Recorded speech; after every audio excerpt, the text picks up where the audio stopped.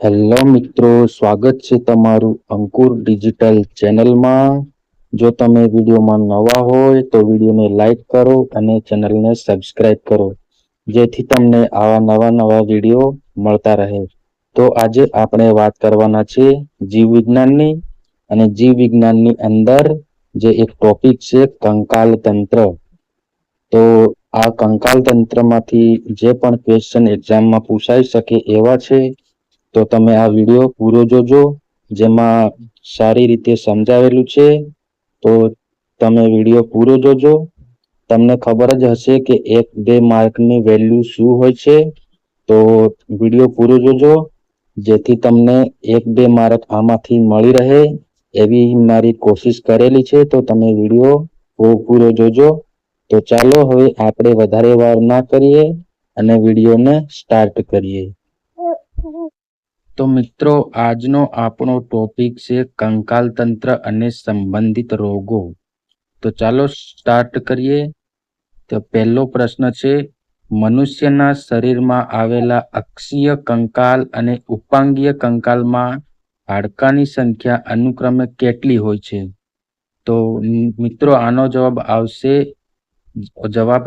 બી, 80 અને 126.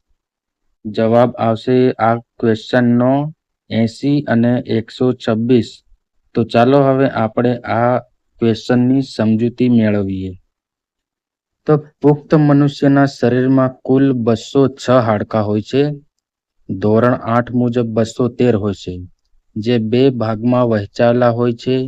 અક્ષીય કંકાલની અંદર 80 હાડકાં હોય છે, જે શરીરની મુખ્ય ધરી બનાવે છે. જેમાં ખોપરીની અંદર 29 હાડકાં હોય છે, કરોડ સ્તંભની અંદર 26 હાડકાં હોય છે, પાસળીઓ 24 હોય છે, અને ઉરોસ્થિમાં 1 હાડકાનો સમાવેશ થાય છે. તો ઉપાંગીય કંકાલ 126 હાડકાં, ઉપાંગીય કંકાલમાં 126 હાડકાં હોય છે, જેમાં હાથ પગના હાડકાં 120 થાય છે. બંને હાથ અને બંને પગના હાડકાં જોઈન્ટ કરો તો 120 થાય છે મિત્રો. તો અને મેખલાઓ 6 હોય છે, સ્કંદ મેખલા અને નિતંબ મેખલા, એમાં 6 હાડકાં હોય છે. તો ચાલો મિત્રો, હવે આપણે નેક્સ્ટ ક્વેશ્ચન પર જઈએ. તો નીચેના વિધાનો તપાસો. અસ્થિબંધ એ 2 અસ્થિઓને એકબીજા સાથે જોડે છે. સ્નાયુબંધ એ સ્નાયુને અસ્થિ સાથે જોડે છે. અસ્થિબંધ અને સ્નાયુબંધ બંને સંયોજક પેશીના પ્રકાર છે. ઉપરોક્ત વિધાનોમાંથી કયા સાચા છે? ઉપરોક્ત વિધાનોમાંથી કયા સાચા છે? તો મિત્રો, સાચો જવાબ છે 1, 2 અને 3. આપેલ તમામ સાચા છે. અસ્થિબંધ તે 2 હાડકાઓને એકબીજા સાથે જોડતી મજબૂત અને સ્થિતિસ્થાપક પેશી છે. અને સ્નાયુબંધની વાત કરીએ તો તે સ્નાયુને હાડકાં સાથે જોડતી મજબૂત પણ ઓછી સ્થિતિસ્થાપક પેશી છે. આ બંને સઘન નિયમિત સંયોજક પેશીના ઉદાહરણો છે. તો ત્રીજો ક્વેશ્ચન છે, માનવ શરીરનું સૌથી લાંબુ અને સૌથી નાનું હાડકું કયું છે? તો સાચો જવાબ આવશે બી, ફીમર અને સ્ટેપ્સ.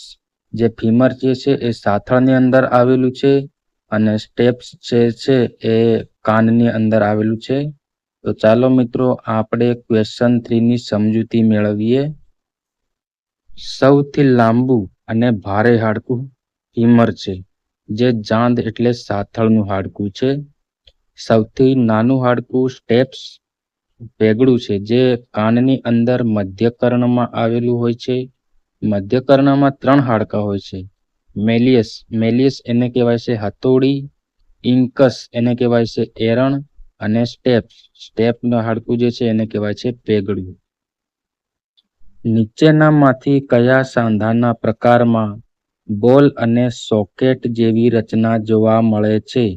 તો મિત્રો, ચોથા ક્વેશ્ચનનો જવાબ આવશે ખભા અને થાપાનો સાંધો, મતલબ કે ઓપ્શન બી, ખભા અને થાપાનો સાંધો. તો ચાલો હવે આ ક્વેશ્ચનની સમજૂતી આપણે જોઈ લઈએ. તો ફલદાસ્તો સાંધો, તો આ પ્રકારના સાંધામાં એક હાડકાનો ગોળ છેડો બીજા હાડકાના પોલાણમાં ગોઠવાયેલો હોય છે, જે તમામ દિશામાં હલનચલન કરવાની છૂટ આપે છે. ઉદાહરણ તરીકે ખભાનો સાંધો અને થાપાનો સાંધો. કોણી અને ઘૂંટણમાં મિજાગ્રા સાંધો હોય છે. શું કયો સાંધો હોય છે મિત્રો? તો મિજાગ્રા સાંધો હોય છે, જે કોણી અને ઘૂંટણમાં હોય છે, જે માત્ર એક જ દિશામાં ગતિ કરે છે. નેક્સ્ટ ક્વેશ્ચન છે, સંધિવા અને ગાઉટ રોગ અંગે નીચેના પૈકી કયું વિધાન સાચું છે? તો મિત્રો આ ક્વેશ્ચનનો સાચો જવાબ આવશે ઓપ્શન એ. ગાઉટમાં સાંધાઓમાં યુરિક એસિડના સ્ફટિકો જમા થાય છે. તો ચાલો મિત્રો હવે આપણે આ ક્વેશ્ચનની સમજૂતી મેળવીએ. તો ગાઉટ આ એક પ્રકારનો સંધિવા જ છે, જેમાં શરીરમાં યુરિક એસિડનું પ્રમાણ વધી જાય છે અને સાંધાઓમાં યુરિક એસિડના સ્ફટિકો જમા થવાથી સોજો અને અસહ્ય દુખાવો થાય છે, જે આપણે ગાઉટર રોગ થાય છે એ. ઓસ્ટિયોપોરોસિસ. તો ઓસ્ટિયોપોરોસિસ રોગની અંદર આ રોગમાં હાડકાની ઘનતા ઘટે છે. કેલ્શિયમની ઉણપ કે હોર્મોનલ ફેરફારથી હાડકા નરમ પડતા નથી પણ બરડ બને છે. તો આ હાડકાની લગતો રોગ છે ઓસ્ટિયોપોરોસિસ. તો નેક્સ્ટ ક્વેશ્ચન છે મિત્રો, મનુષ્યની કરોડ સ્તંભમાં કુલ કેટલા મણકા હોય છે? તો આનો સાચો જવાબ છે ઓપ્શન બી, 33 મણકા હોય છે. બાળકોની અંદર 33 મણકા હોય છે અને પુખ્ત વયના મનુષ્યની અંદર 26 મણકા હોય છે.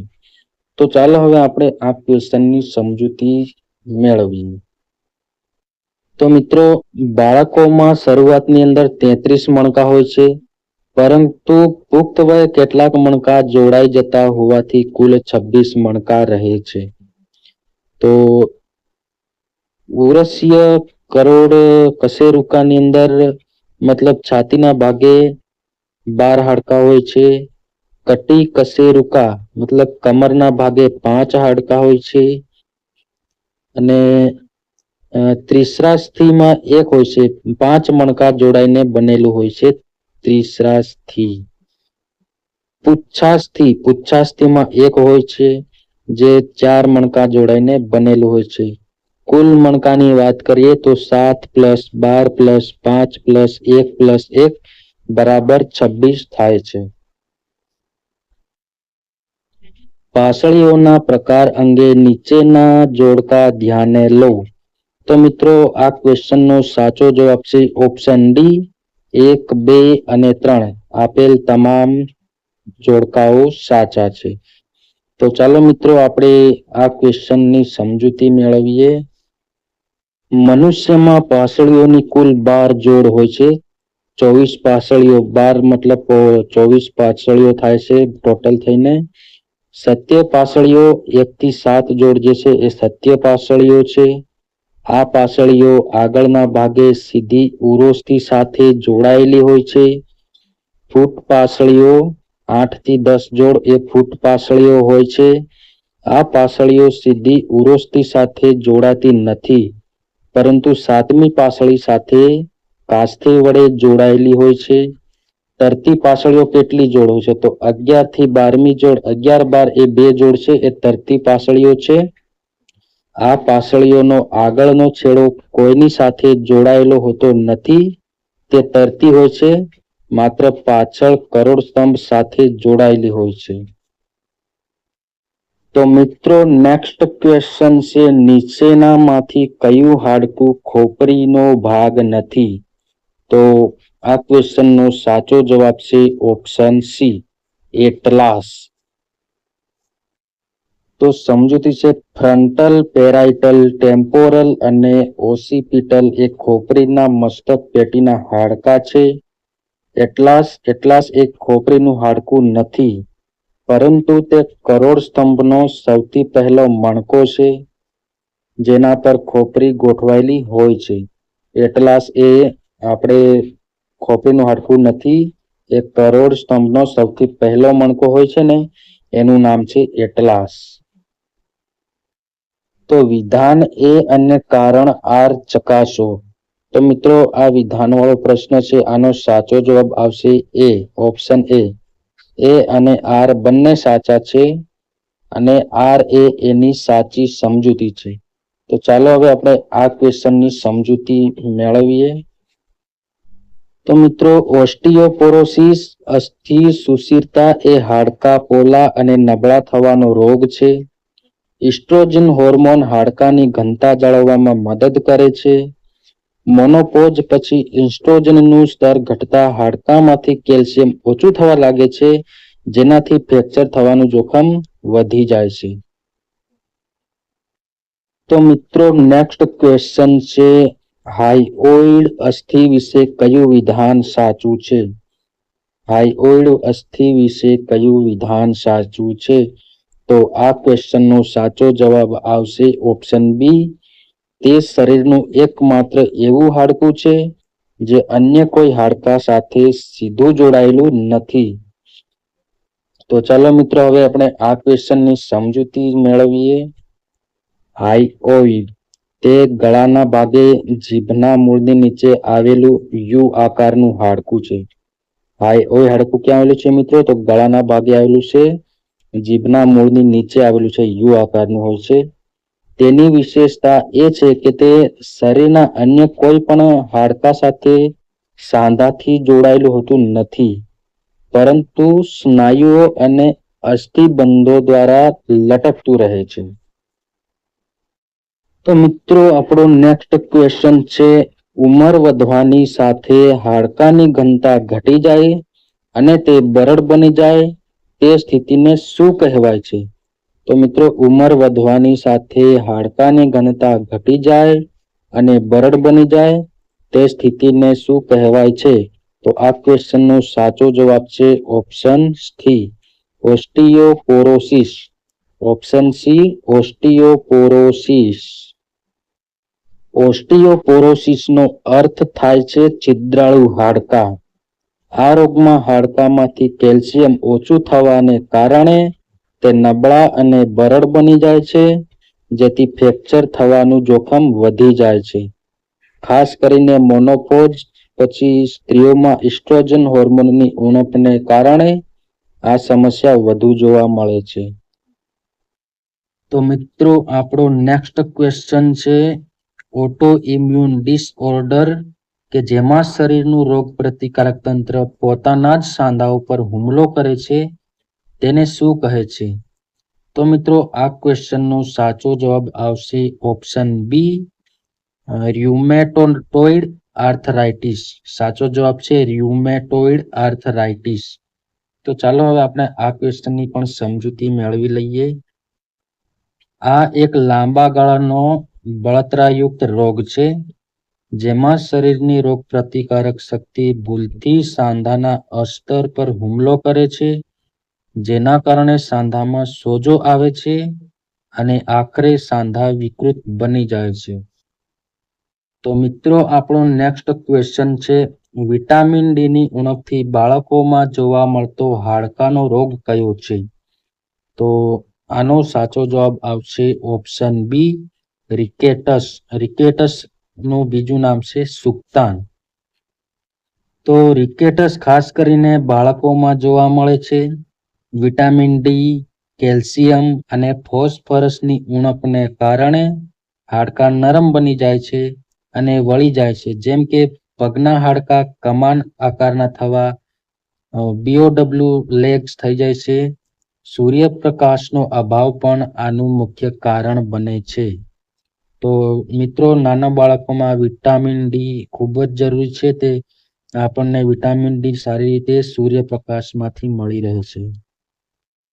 તો ચાલો મિત્રો નેક્સ્ટ ક્વેશ્ચન છે આપણો, પુખ્ત વયના લોકોમાં વિટામિન ડી અને કેલ્શિયમની ઉણપથી હાડકાં પોચા થઈ જવાના રોગને શું કહે છે? પુખ્ત વયના લોકોમાં વિટામિન ડી અને કેલ્શિયમની ઉણપથી હાડકાં પોચા થઈ જવાના રોગને શું કહે છે? તો આ ક્વેશ્ચનનો સાચો જવાબ આવશે ઓપ્શન એ, ઓસ્ટિયોમલેશિયા.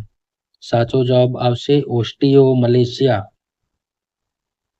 આ રિકેટસનું પુખ્ત વયનું સ્વરૂપ છે.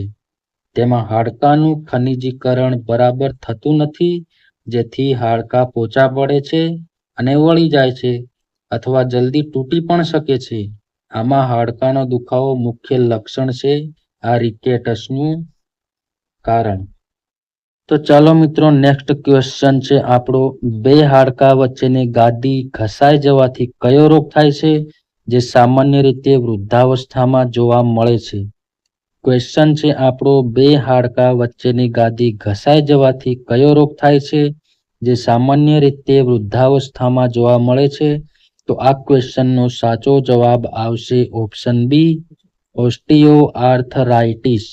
સાચો જવાબ આવશે ઓસ્ટિયોઆર્થરાઇટિસ. તો મિત્રો, આ સૌથી સામાન્ય સાંધાનો રોગ છે.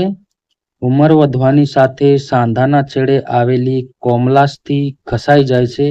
આના લીધે બે હાડકાં એકબીજા સાથે ઘસાય છે, જેનાથી દુખાવો થાય છે અને હલનચલનમાં મુશ્કેલી પડે છે. ઘૂંટણ અને થાપાના સાંધામાં આ વધુ જોવા મળતું હોય છે. મિત્રો, આપણો નેક્સ્ટ ક્વેશ્ચન છે, મણકાની ગાદી ખસી જવી કે દબાઈ જવી તેને તબીબી ભાષામાં શું કહેવાય છે? તો આપણો સાચો જવાબ છે ઓપ્શન સી, સ્લીપ ડિસ્ક કહેવાય છે. મણકાની ગાદી ખસી જવી કે દબાઈ જવી તેને તબીબી ભાષામાં કહેવાય છે સ્લીપ ડિસ્ક કહેવાય છે. તો મિત્રો, બે કરોડરજ્જુના મણકાઓની વચ્ચે ગાદી હોય છે, જે આંચકા શોષકનું કામ કરે છે. જ્યારે આ ગાદી પોતાની જગ્યાએથી ખસી જાય અથવા ફાટી જાય ત્યારે તે નજીકની ચેતાઓ પર દબાણ કરે છે, જેને સ્લીપ ડિસ્ક કહેવાય છે. આનાથી કમર કે પગમાં અસહ્ય દુખાવો થઈ શકે છે. તો મિત્રો, આપણા બે મણકા હોય એની વચ્ચે જે ગાદી હોય છે એને કહેવાય છે સ્લીપ ડિસ્ક કહેવાય છે. તો મિત્રો, નેક્સ્ટ ક્વેશ્ચન છે, હાડકું તૂટ્યા વગર સાંધામાંથી ખસી જાય તેને શું કહેવાય છે? તો મિત્રો, આનો સાચો જવાબ આવશે ઓપ્શન બી, ડિસલોકેશન. હાડકું તૂટ્યા વગર સાંધામાંથી ખસી જાય તેને શું કહેવાય છે? ડિસલોકેશન કહેવાય છે ને ડિસલોકેશન. ડિસલોકેશન એટલે સાંધાનું વિસ્થાપન. જ્યારે હાડકાના છેડા સાંધાની સામાન્ય સ્થિતિમાંથી બળજબરીથી બહાર નીકળી જાય છે ત્યારે તેને ડિસલોકેશન કહે છે. દાખલા તરીકે મિત્રો, ખભાનું હાડકું ઉતરી જવું, આમાં હાડકું તૂટતું નથી પણ સાંધાને નુકસાન થાય છે. નેક્સ્ટ ક્વેશ્ચન છે મિત્રો, સ્નાયુબદ્ધ કંકાલ તંત્રના રોગ માયસ્થાનિયા ગ્રીવિસનું મુખ્ય લક્ષણ શું છે? માયસ્થાનિયા ગ્રીવિસનું મુખ્ય લક્ષણ છે સ્નાયુઓમાં અતિશય થાક અને નબળાઈ આવવી. જવાબ આવશે મિત્રો ઓપ્શન સી, સ્નાયુઓમાં અતિશય થાક અને નબળાઈ આવવી. તો મિત્રો, આ એક ચેતાસ્નાયુ સંબંધી ઓટોઇમ્યુન રોગ છે. આમાં ચેતા અને સ્નાયુ વચ્ચેનો સંદેશાવ્યવહાર ખોરવાઈ જાય છે. પરિણામે કંકાલ સ્નાયુઓ નબળા પડી જાય છે અને જલ્દી થાકી જાય છે. તો પોપચા ઢળી પડવા એ એનું સામાન્ય પ્રારંભિક લક્ષણ છે. જે આપણા આંખના પોપચા છે એ ઢળી પડવા એ આ રોગનું પ્રારંભિક સામાન્ય લક્ષણ છે. તો મિત્રો, આપણે અહીંયા સુધી રાખીએ. હવે તમે વિડીયોમાં નવા હોય તો વિડીયોને લાઈક કરો અને ચેનલને સબસ્ક્રાઈબ કરી દેજો. નેક્સ્ટ વિડીયો પણ તમને હેલ્પફુલ થાય એવા અમે લાવીશું. તો તમે ચેનલને સબસ્ક્રાઈબ કરીને બેલ આઇકન પ્રેસ કરી દેજો, જેથી તમને નવો વિડીયો આવે એટલે નોટિફિકેશન મળી જાય. મિત્રો, તમને ખબર છે કે 1-2 માર્કની વેલ્યુ શું હોય છે? તો ક્યાંક આટલા ક્વેશ્ચનમાંથી 1-2 માર્કનું પૂછાઈ જાય અને તમારી એક્ઝામમાં તમે સાચો જવાબ લખી શકો. તો મિત્રો, આ વિડીયો લાઈક કરજો અને ચેનલને સબસ્ક્રાઈબ કરીને બેલ આઇકન પ્રેસ કરી દેજો, જેથી તમને નવા ક્વેશ્ચન અને આઈડિયા મળતો રહે. ક્યાંક એક્ઝામમાં તમારા માટે 1 માર્કનું પૂછાઈ જાય તો બહુ હેલ્પફુલ થાય.